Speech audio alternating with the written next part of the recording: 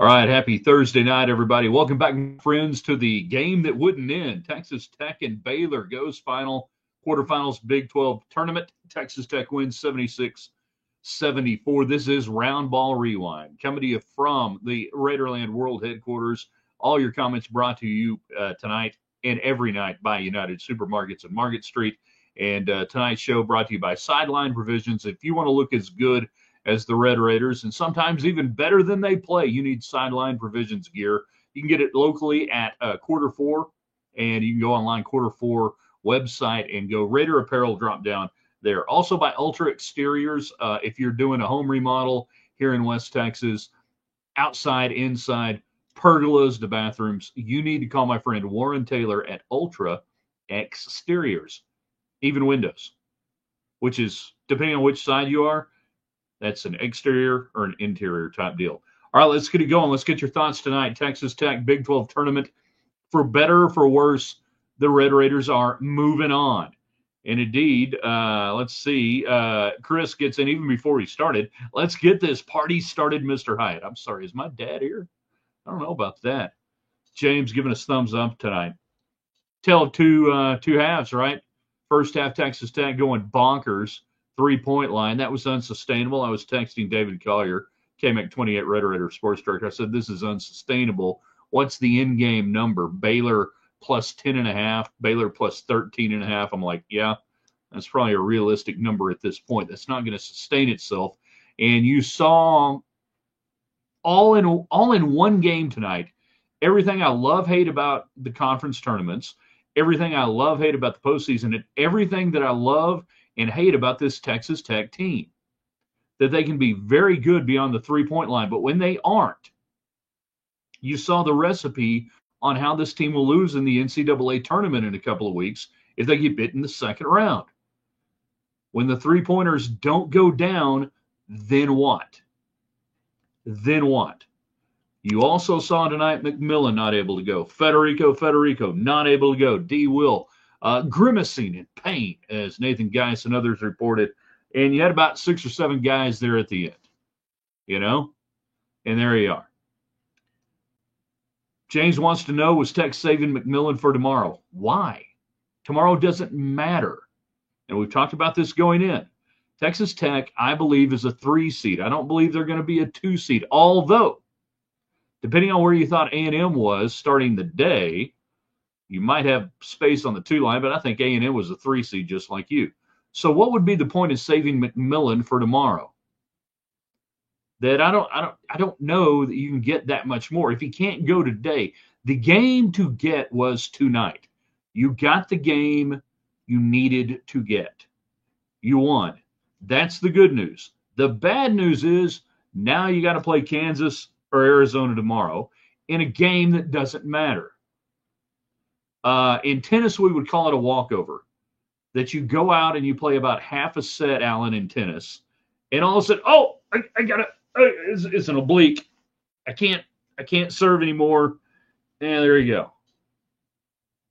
You get a walkover. So that's where we are tonight. You got the win, not that you really needed, in my opinion. I think if Tech had lost, they would still be on the 3 line no matter what. Now you got to go out and try to cobble together a lineup tomorrow in a game that I don't think is going to get you anything. And I think the worst thing you could do tomorrow is win and then have to play again on Saturday. The conference tournaments are an anachronism. Alan, you can look that up as the official English major. Did you major in English? I don't know what you did.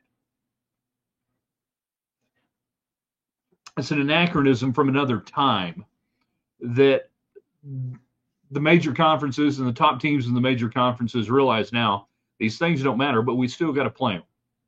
And I know you got people online and other places saying, well, if you're playing, you're keeping score, you got to win. No, you don't.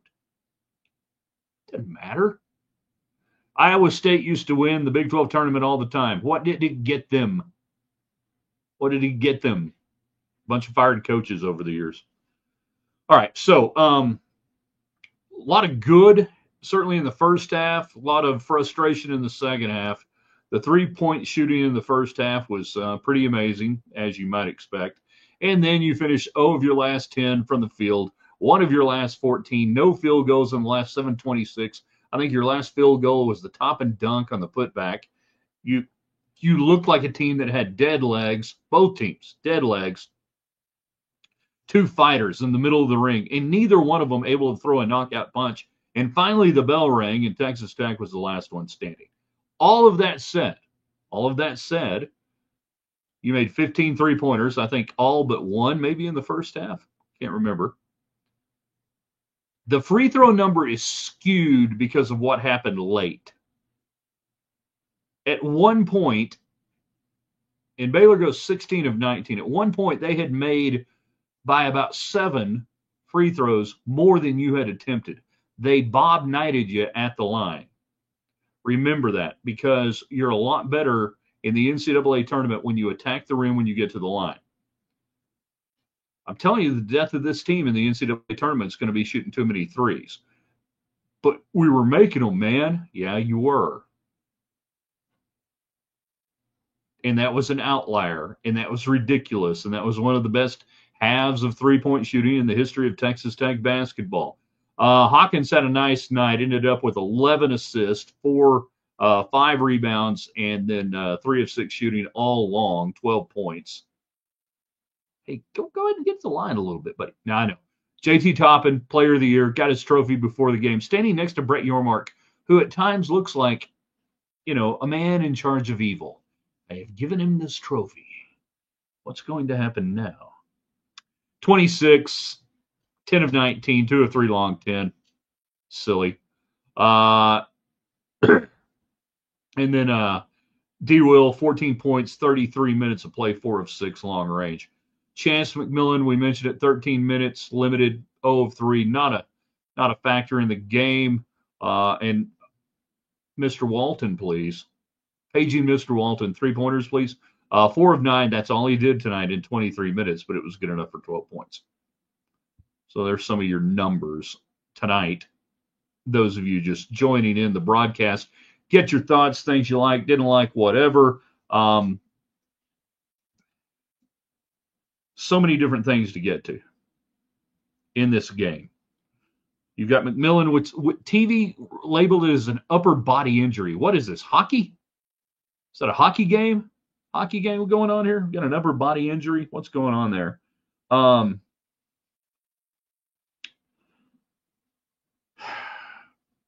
The first half was an NBA game. For those who don't watch the NBA very often, you got to see what the NBA looks like these days.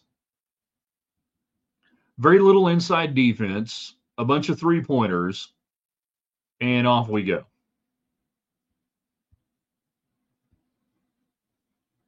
McMillan with stomach issues, rest him. Maybe. If that's what McCaslin said post-game and I only got to hear part of it, okay. TV reporting upper body issues, whatever that may be. Alan, conference tournaments are basically old-fashioned is what you're saying. Yeah, old-fashioned with zero meaning going forward. The only reason they exist is for money. The money they used to make was not TV generated. It was gate generated, that it was by the people coming in the 70s and the 80s and stuff like that. And into the 90s, you were making money off the people actually showing up. Now, with TV oriented, I bet we can figure out a way to replace them and do something different. James, be nice to win a conference tourney in the Big 12 era, just saying, I don't care.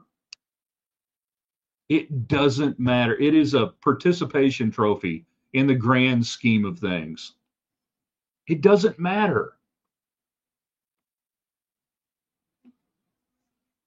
Lynn jumps in. Well, right after I push that button, he jumps in. Live and die by the 3, yeah.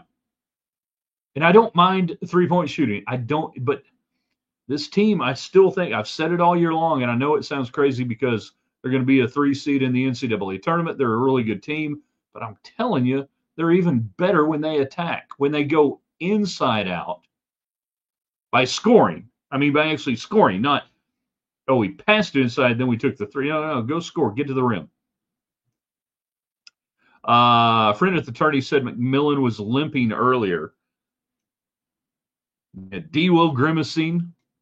McMillan is a limping or puking. We don't know. McMillan, an upper body injury. We got 3 banged up. McMillan on the TV was said to have an upper body. They're shooting too many low percentage threes. They need to shoot corner threes, which are higher percentage shots, and attack the rim. That's the formula for Tech. I'm with you on that. I don't mind the threes. I really don't. You know? I don't mind that at all. Outslugged, we survived our choking. Well, Tech wasn't choking unless Baylor was choking. That's not a choke job. That's just 2 teams. Baylor's gas for playing last night. You're gas because you only got about 6 players. And you're just out there just seeing who can stand up at the end and do whatever. If you think that's choking, Ted, hey, whatever you're into, dude. Foreplay still matters to me. It's a win. For better or for worse, Lance, it's a win. The best thing about it, it's a win. The worst thing about it, they got to play tomorrow. You know, with Allen or whoever it was earlier, it's like if you could just say, thank you, we're done, we're good, you may advance. It's a walkover. There's nothing else to gain in this tournament. You're injured, you're hurt. You don't have enough players right now, which is really disturbing after the time you had off with the double bye that you found yourself in that situation tonight. That gives me a little bit of pause and concern going into next week. Lonnie, offensive rebounding was a highlight for me. Well, I don't know where you played or how good you were, but hey, you know, I'm glad you were pleased with your offensive rebounding. Texas Tech offensive rebounding, 17 offensive rebounds to Baylor's 13. That would be 17 on Baylor's shooting tonight, 27 of 60. I mean, yeah, you got a few, but your second chance points, 18 to 16. The bigger number for me, 44 to 18, and that's concerning, and that's points in the paint. Omer obviously having a lot to do with that. But that's when I see that number, that usually means your team's going to lose, and you nearly did. That you let them have 44 points close range. You only had 18. Your shots had to fall at a higher percentage on a lower percentage shot than their points had to fall. That regresses to a mean that's not sustainable. That's how you lose in the NCAA tournament, quite frankly. You know? But Lonnie had a good night offensive rebound. Maybe he's talking about that. I don't know. Lonnie looks like he could be a guy who could be a hell of an offensive rebounder.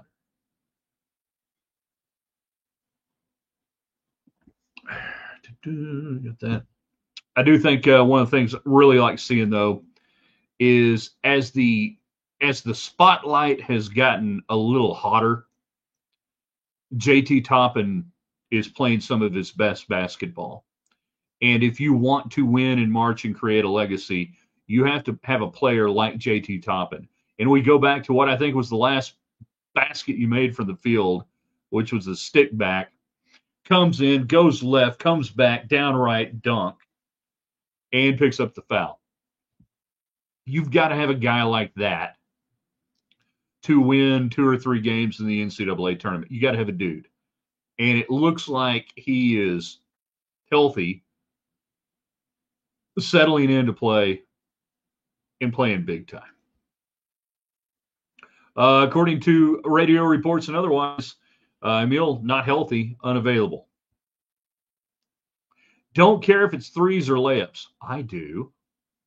Just outscore the other team. Is no one on the bench good enough to get on the court? No, not really. Not good enough or healthy enough. It's been the same players for the last several games. Again, compromised by injuries, talent, and otherwise. Yeah, you got a short bench. You've had a short bench. That's the reality of this team. James Federico is not dependable. Sorry for spelling. Don't be sorry for spelling. And I assume he was held out again, precautionary reasons and otherwise. 8 minutes, If he'd been healthy enough to go, he would have played more minutes.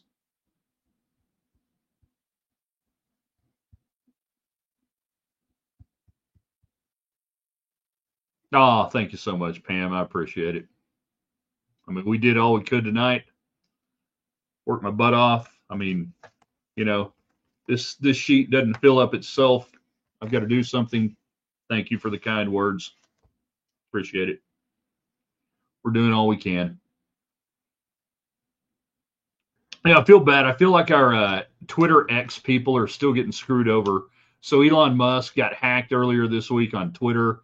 I think we're still linking up to it, but Twitter is still not behaving and acting in the same algorithm and everything else. So all the Twitter people, this is a good reason why you subscribe to our YouTube channel, Ryan Hyatt's Raiderland, or you get on our Facebook page, Ryan Hyatt's Raiderland. You can watch live on either place and never get caught with your pants down because somebody hacked your favorite platform. But I hate it because I know there's a lot of great people on our on our Twitter X channel at Ryan Hyatt Media, which if you hadn't subscribed to that, you should. Okay, get in tonight. 76-74, Texas Tech defeats Baylor earlier in the day as we get ready for Kansas and Arizona. Is that one underway? Do I have a tip off on this thing yet? Or not? We ought to be getting fairly close. I know it was a little late. Earlier in the day, you had Colorado and Houston, 77-68. It was about a 10-point, 12-point game all day long. Houston just doing what they needed to do. Colorado obviously gassed a little bit, 38-33 at the half, and then very similar 39-35 outscoring him in the second half. Houston just, hey, we're good. Sharp with 19 on the day. And then earlier, BYU, did you see who was there? In Kansas City. Andy Reid, BYU grad. 96-92, Iowa State goes down. BYU wins. BYU may be the hottest team right now coming out of the Big 12 into the NCAA tournament. So it's BYU and Houston tomorrow in one of the semis. That's the early game. Tech's got the late game tomorrow night. Doubt we will have a round ball rewind. We'll see. We'll see what time it ends up. But either Kansas or Arizona, you've beaten Kansas. You know how you did against Arizona. This will be interesting to see. Kansas mighty struggle, but they ended up winning last night. Was it 2 overtimes? 1 overtime? 2? I can't remember what it was. We'll go from there. Meanwhile, back on the chat line, brought to you by United Supermarkets and Market Street, where no matter what time the game is, you can go over there, do all your grocery shopping, head home, cook up a great meal, and enjoy a little Texas Tech basketball thanks to Market Street. All right, you know how Hill Country Raider jumping in. There's some Twitter X on us at Ryan Hyatt Media. You know how you make a float with cream soda and vanilla ice cream, and the cream gets that frozen, crunchy outside layer. That in a TTU win means life is good. I'm not opposed to floats. You can buy ice cream, by the way, at Market Street. Cream soda. I have no idea what that means, but I endorse the comment. Jan, it's during the tourney that I miss Jack Dale and the most. Jeff and Chris are good. No one beats Mr. Dale. I miss Jack so many times, so many different reasons over the years. And thinking about, I was thinking about him. It's funny you mentioned that earlier this week. The first Big 12 tournament in 1997 in Kansas City. And the women's tournament starts the day before, actually 2 days before the men's tournament starts. The Lady Raiders get beat as a 4 seed, I think, or whatever they were. Anyways, they get beat by Kansas State, I believe.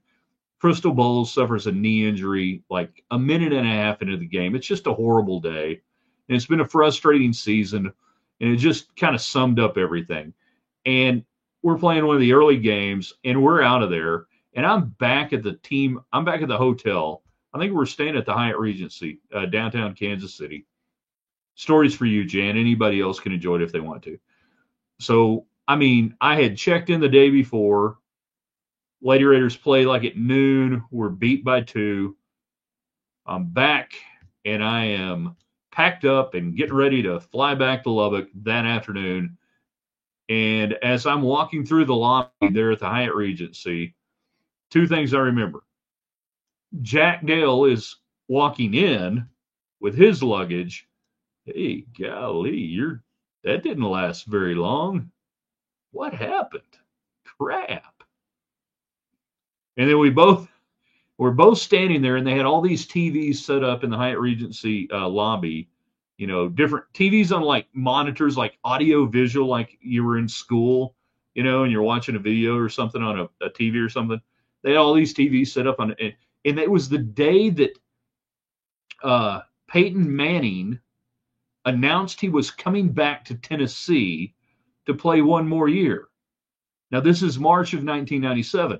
Well, in August of 1997, on August 31st, Texas Tech plays Tennessee there at Tennessee. So Jack and I are both standing there after commiserating about the Lady Raiders that he's checking in and I'm checking out. And then we're both watching that. He goes, that could be a long night there in Tennessee. All right, good luck. And off I go to catch the KCI shuttle. And he calls the men's games in the first round for the men's tournament there. But yeah, I was thinking about him earlier today, and just different things. So thank you for bringing him up. He is the forever voice of Texas Tech athletics. Any and all sports, no matter whoever takes a mic, no matter who sits behind a microphone, does any game, Jack Dale is the forever voice of Texas Tech. Here's to you, Jack. Golly, Hyatt, that could be a really long night. All right, good luck. We're about to start in Kansas City. We'll see Caleb Love disappear again in a game of consequences. Lynn's now watching on YouTube. Well, by gosh, we got it on YouTube, and everybody should like it and share it. And we appreciate it when you do.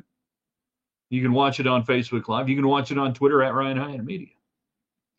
Coach said on the post game that Baylor playing more guards was why Federico did not play that much. Okay. Well, hopefully nobody in the NCAA tournament will have a lot of guards. He's the fake Natalie Maines. Or is it the real Natalie Maines? We don't know. How are you? I'm all right. I had some really good Mexican food. Enchilada combo tonight. Refried beans. Mexican rice. It was good. Would you rather play Zona or KU? Also, does Hunter Dickinson for KU have the most punchable face in the Big 12? I'll leave that one. I'll say I want to look at something real quick. All right. What's the most you can get out of the game? All right. Kansas. You play Kansas. The most you can get out of this game is playing Kansas. From a metric for anything else. So go beat Kansas again. And do it in Kansas City, which is a quasi-home court advantage. Inside, outside, back on the outside, back on the right side, inside, outside. Jennings jump shoots and scores. Thank you, Jan. Sauce on the enchilada, it was red sauce. It was pretty good. Not very spicy, though. Do you think Bill Self's toupee will struggle tonight? Struggled all year. What do you mean, toupee? You know? What do you mean? Jack gave Chris time on the air to discuss Tech recruiting back in the day. That's how Chris got started. Chris Level with Rivals. Man, I'm not being funny. I think it was Rivals.com. He was a recruiting football guy and analyst, and he would call into Jack's show and do stuff, and that's how he got going. Arizona and Kansas are tied. Sounds painful. 6-6 right now. 17:08 to go in the first half. Is Yormark going to do a shining moment video at the end Saturday, maybe with a Snoop song? That's really kind of funny. The Big 12 should do bring back the old, instead of one shining moment, bring back Kenny Loggins used to closed the show in the late 70s, early 80s with This Is It. Make no mistake where you are. This is it. The waiting is over. Great song. Check it out. You could bring back This Is It. The Big 12 is it. This is it. Kenny Loggins. I know you young ones. First, people are going, One Shining Blunt. Hold on. Sorry. I read it before I posted it. That's funny, Alan. Yeah, Kenny Loggins. Guys are killing me. This is it. I think they ran that. If not the 79 game with Magic and Bird, maybe the next year. It's a great song. It's really better than One Shining Moment. All right? We should revive that for the Big 12 and say the Big 12 is it. Get a 1 seed, get a 2 seed, get a 3 seed, get a 4 seed. What can we get? For the record, I still think Tech's a 3 seed. I think Tech will be a 3 seed no matter what happens tomorrow. And whatever happens tomorrow, I do not care. For the record, win, lose, don't care. Don't get anybody hurt. Don't play anybody hurt. And that's about it. All right? This is one of those games tomorrow where you wish there wasn't a shot clock. And you could just go out there with Phil Ford and Dean Smith and just dribble around for 5 minutes at a time and go, all right, we're good? All right. We're going to take a shot here in a minute. Y'all take your time. We're going to do this. It's going to be all right. I want to see one. I thought I had a note in here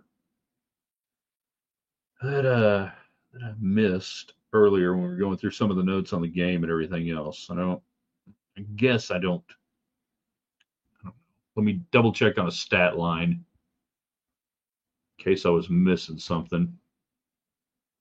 And we already did the points in the paint, getting to the rim and all that good stuff. No,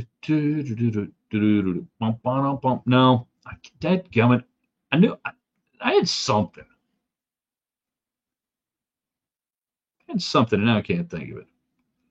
Dan Hurley looks like he's about to commit insider trading after getting the lump. What does Vegas have on? What does Vegas have on if the USA will open for the selection show on Sunday? What does Vegas have on? I have no idea what that means. There will be no selection show Sunday at the United Supermarkets Arena. As far as I know, with the substantial power failure that occurred on campus last night, campus is shut down. If they do anything, it's going to be probably at one of the corporate partners, i.e. a sports bar or something or a restaurant. But there ain't going to be anything at the USA in the coming days. Is McMillan injured? Yes. Now, how he's injured, take your pick, but he got something going on. Upper body or something going on, but he's hurt. He ain't healthy. Don't play him tomorrow. All right? Don't play anybody tomorrow. Don't play D. Will. Don't play him. Take the red shirt off, people. Do anything you want to do. Had the selection show at Chimmy's. Yeah. Yeah, this power thing is crazy. I don't know how many people, I assume most of you guys are in the know and everything. So they had a couple of substations explode last night. And all the tunnels under campus, are all wired together. So it created this cascading effect of stuff blowing up and catching on fire all around campus. The engineering key seems to be where it was centered. That's still evacuated. They moved people. Everybody's out of the dorms. Nobody can go on campus except for a certain couple of areas. I mean, this is a big deal. You may not see Tech go back to full classes for multiple weeks. Online, maybe the rest of the semester, or at least for several weeks, as they try to sort this out. So it has impacted a couple of things already. They moved up. I know in the afternoon, the men's tennis schedule, I think that's tomorrow in the afternoon, even though the tennis center not immediately affected by it. It's just a mess. So yeah, going back to that, what does Vegas have on if the USA will open for the selection show? I don't know what that means. Tell me out, Randy Wade. This is going to be a big deal. It's like COVID with fire, yeah. And sadly, 5-year anniversary of everything shutting down. Texas were on the floor there in Kansas City and pulled them. Was it Kansas City or Oklahoma City? Was that an Oklahoma City year? Now I'm losing my mind. But yeah, it's all too easy now to just say, we'll just go online. I mean, why do we even have in-person classes anyways? We can just go online. But it's a mess. Kids couldn't get back into their dorm rooms. They're finally letting them back in to get your stuff and say, now get out. We ain't got no power. Go home. And I don't know, again, how that will affect. And I need to get a hold of Mark Finkner and find out, voice of Lady Raider basketball, how that might affect Tech Lady Raider postseason hosting something from an NIT type deal or anything else. I don't know. It's a mess. Why don't they play in Dallas anymore? Need to make it fair for all the teams, in my opinion. Nobody went to the games. It's a money loser. Nobody cared in Dallas, and nobody went. That's why they don't play in Dallas anymore. I believe that the Big 12 tournament should be in Kansas City. It's moderately supported well there, and there you go. The first couple of years we went to Dallas, the attendance wasn't very good. Glad it happened yesterday versus tomorrow. I assume you're talking about the power outage.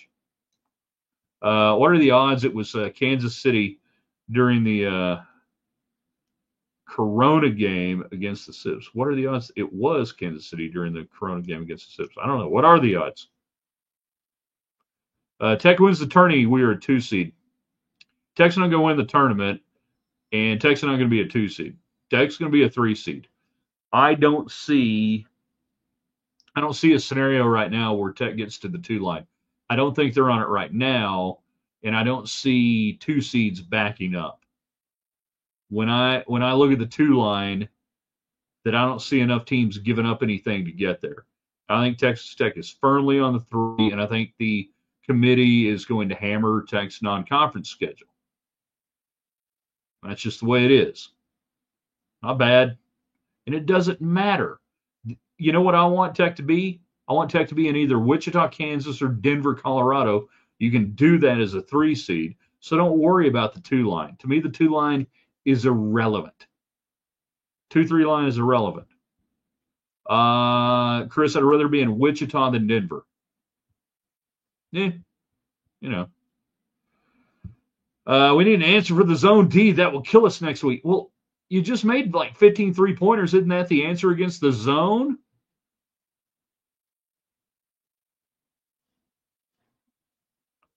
So, if you shoot a bunch of threes, it beats a zone. Oh, wait. If you punch a zone, if you penetrate a zone, never mind. I don't want to talk basketball tonight. I really don't. Need an answer against 15 threes. What more do you want? Tech needs 3 teams ahead of them to lose tomorrow for there to be even a shot at a 2. I agree. Too much cryo and gigantic video screens at the Womble versus what windmills can produce. Stop with all non-con. Point made. Shoot more threes. Shoot more threes? I don't want to shoot more threes. Shoot less threes. It wasn't in the second half. Well, no, because eventually you have what's called regression to the mean, which is why you attack the rim. Go to the rim. It's the basket's there. Go to the rim. That's how you win. Scott, Tech agreed. Set on 3 seed and bracket. Yes, hopefully we play sweet close to home. Yeah. Denver or Wichita. Go from there. You'll have bracketing principles that we talked about. Go back and watch our show from Monday with Dave Almond on there from bracketville.wordpress.com. Go back and watch that. It's archived on the site, theraiderland.com. Bracketing principles. Houston will get preferential seeding regionally as a 1 seed. You're going to be the second highest seed out of the Big 12. They're not going to match you up in the same region. So that moves you around a little bit to wherever they aren't, for the most part. Gary, excited to see Najee Kennedy pitch in Waco this weekend, my first collegiate softball game. Hopefully she's a little more healthy than she has been. Against North Texas, had a muscle strain while she was playing first base. It's limited her a little bit. We saw her look effective against Oklahoma State, but need her to be 100% healthy, and would like to have her where she can be a 2 times a weekend impact for Texas Tech softball. So yeah, go see the show down there in Waco. I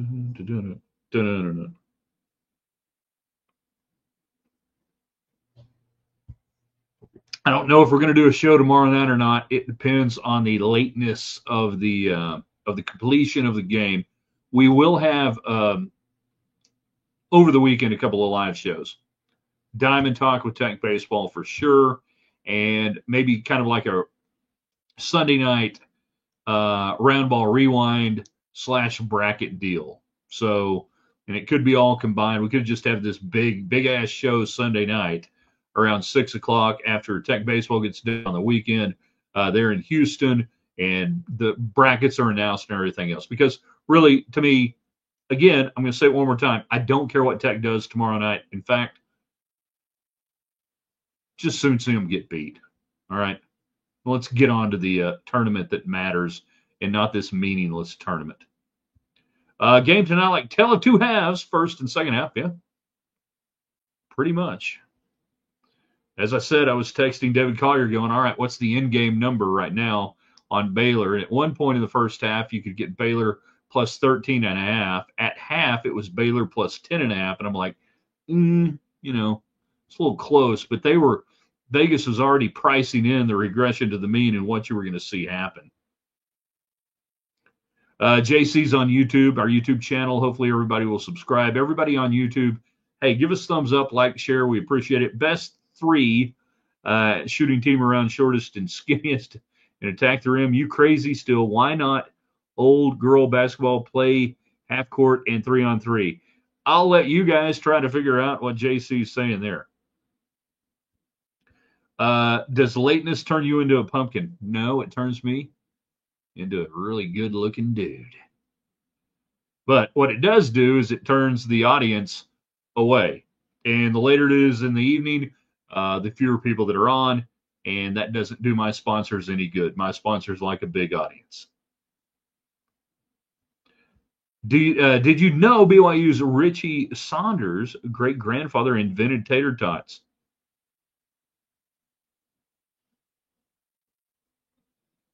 I do now, and I'm a huge fan of now Richie Saunders. Why don't we get any tournaments in Lubbock? Are you talking about NCAA tournaments? Quickest way I can do this is the arena is too small for men's basketball and women's basketball. I don't think Texas Tech has been in a while.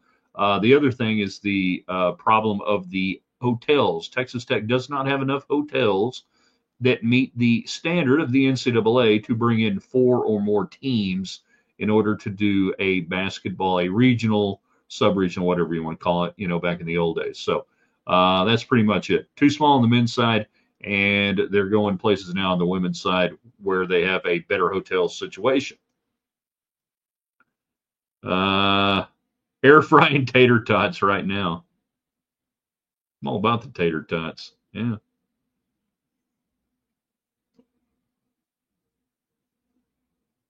I mean, really given a choice, if they're all equally good, great tater tots, great French fries. Ooh. Hold on a second. Are onion rings down an option? Because then I would have a fight between like tater tots, onion rings, and I would move fries on down below that, even though I love French fries. But given the option, a lot of times I'm going tater tots if I know they're going to be quality tots. Get your own tots. Now, onion rings are so hit and miss. You see onion rings different places, sub in onion rings, and it's going to be like an extra $2 now. You're like, all right, is it going to be worth it? And they're going to come out. They're going to be soggy, or they're not going to be very good. It's someplace they're going to be good, right? They're going to be good onion rings. They're quality. That's a different situation. Then that shoves, I think, the old French fry all the way down. If you don't know what you're getting, you don't know what you're doing, you just go French fries. You just go with what you got. Fresh cut, big potato press, skin on, long cut, not steak fries, totally different. But the longer cut, yeah. Place in eastern New Mexico, in Logan, New Mexico, called the Annex, that has some of the best long cut fries you'll ever have. I don't know how they do it, but they do it.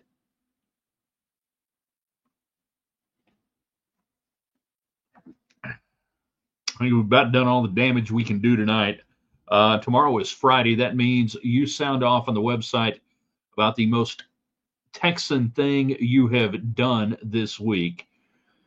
We'll be around tomorrow, keeping up with Tech basketball, Tech baseball. Huge weekend again. Probably no live show tomorrow night. Saturday, for sure, we'll be doing something. Sunday, we'll wrap up the weekend with you, so you're not going to get shortchanged on any of that. Be sure and check out Saturday as well for the column with no name, the Saturday column with no name. We have no name for the column. We don't know what to call it, but it keeps showing up. You can't do it. JC, thanks. Great show. We appreciate it. Be where your feet are tomorrow, or try. Best onion rings. Not knowing, but Tots safest. Yeah. Tots or fries, the safe way to go, depending on where you are. By the way, tomorrow the wind's going to blow like hell. We might just jump on early because, the Tech game's going to start late. And we might just jump on early just to see how the hell people are doing weather-wise tomorrow night. And now I'm being deadly serious here. Everybody be safe out there. If you're out here in West Texas, batten down the hatches. And if you got stuff that can blow away, like small children or dogs under 75 pounds, make sure they're taken care of and tethered down. I've grown up here in West Texas and lived here my entire life. I've never seen them say potential winds in gusts of 80 and 90 miles an hour. I've never seen that projected possibility. I've never seen it. And that's not, run for the hills, Ron Roberts doing that over at 28. No, I mean, these are legitimate weather people that are not given to hyperbole trying to drive ratings. I've never seen it. So we got to take it seriously tomorrow. We got to be careful and be checking on your friends and everything. And if you're out driving around tomorrow, be really safe as much as you can. All right. Thanks for being a part of Roundball Rewind, brought to you by Sideline Provisions, owned and operated by Great Red Raiders. You want to look cool, you want to look good, you get Sideline Provisions gear. And then Ultra Exteriors, my man Warren Taylor, he'll get you taken care of. You give him a holler, go to their website. If you're doing some home improvements this spring, you need to call Ultra Exteriors and thank them for being a part of Raiderland. And of course, all the chat line, is brought to you by the one grocery store chain that puts their name on stuff at Texas Tech and not downstate in some town named Austin. We will see you tomorrow. Check out everything and then share this tonight. We're going to post the replay of this here in just a minute on the website at theraiderland.com.